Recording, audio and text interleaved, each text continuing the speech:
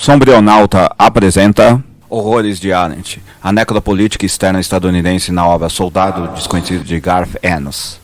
O presente resumo visa apontar elementos históricos narrados na obra Soldado Desconhecido de Garth Ennis que possam ser englobados dentro do conceito de necropolítica de Achille Mbembe, inspirado no pensamento de Hannah Arendt sobre a ideia de totalitarismo.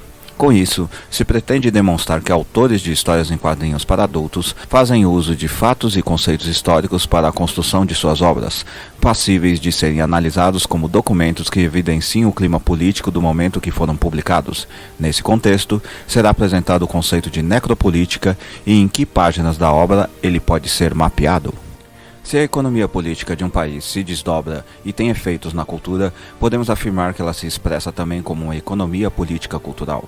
Nesse sentido, é possível analisar por meio de produtos culturais uma espécie de tradução dessa economia política para seu público. Quando estamos falando disso em termos culturais, a escolha de nichos de consumidores também se segmentaria ainda mais, uma vez que as classificações etárias para a leitura seguem de certa forma as etapas de envelhecimento em que os cidadãos podem se aprofundar nos temas científicos de suas sociedades, ou seja, de terem capacidade científica para a ação em seus meio-ambientes. Sinteticamente falando, a capacidade de exercer a cidadania. Em última análise, cada sociedade produz em seus quadrinhos e também em seus outros produtos culturais as marcas de diversas relações sociais que estavam em curso no momento de sua produção de maneira lúdica.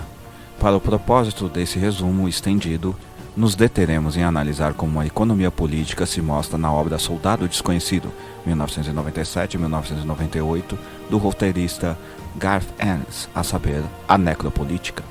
A necropolítica é um conceito histórico-filosófico elaborado por Achille Mbembe, em que, numa combinação da ideia de biopoder de Michel Foucault e da noção de Estado totalitário presente na obra de Hannah Arendt, pode-se afirmar que a soberania de um Estado se dá pela sua capacidade em decidir quem pode viver, mas também em quem pode morrer. No entanto, Mbembe amplia o conceito para além do Estado nazista, demonstrando que ele estava presente nos modelos de colonização moldados pelos Estados da modernidade, inclusive os democráticos. Com base nesse documento e desse conceito, vejamos como ele se aplica nas histórias em quadrinhos de Garth Ennis, um roteirista notadamente dedicado em tratar de assuntos ligados ao pensamento bélico. Para nossa discussão, será utilizada a publicação brasileira de dezembro de 1997 e a de fevereiro de 1998, feitas pela editora Metal Pesado. Cada uma dessas edições brasileiras condensa duas edições estadunidenses, divididas em parte 1 e parte 2, sendo que a parte 1 engloba a primeira e a segunda histórias e a parte 2 a terceira e quarta. As demarcações nas edições brasileiras presentes nos paratextos demarcam o final de cada edição com os textos fim da parte 1 e fim da parte 2, na parte 1 e fim da parte 3 e fim na parte 2. Depois dos três primeiros paratextos, a numeração é reiniciada. Para facilitar ao leitor a localização e conferência do documento, serão referenciadas as páginas dessa forma: a parte da edição brasileira, a parte da edição estadunidense que ela se refere e, finalmente, a numeração da página correspondente em cada parte. Exemplo: parte 1 em algarismos, parte 1 em números romanos, página 03 em algarismos. O nome do personagem, Soldado Desconhecido, vem de uma série de monumentos em homenagem aos soldados mortos não identificados na Primeira Guerra Mundial, 1914-1918, que evoluiu para um culto cívico, surgido a partir da iniciativa da Itália, da França e da Grã-Bretanha. Embora já houvessem antecedentes de cultos aos soldados mortos no mundo antigo e moderno, o conceito de um soldado que tem seu rosto desconhecido e que lutou por seu país se torna uma verdade em 11 de novembro de 1920, na Inglaterra. Inspirado nesse conceito, Robert Canayer e Joy Kubert criaram em 1966 o personagem. Um soldado que foi desfigurado em combate, então passou a usar disfarces para empreender missões de espionagem para o exército estadunidense. Embora existam outras versões desse personagem na própria DC Comics, a escolha de Ennis foi usar o conceito original e atualizá-lo.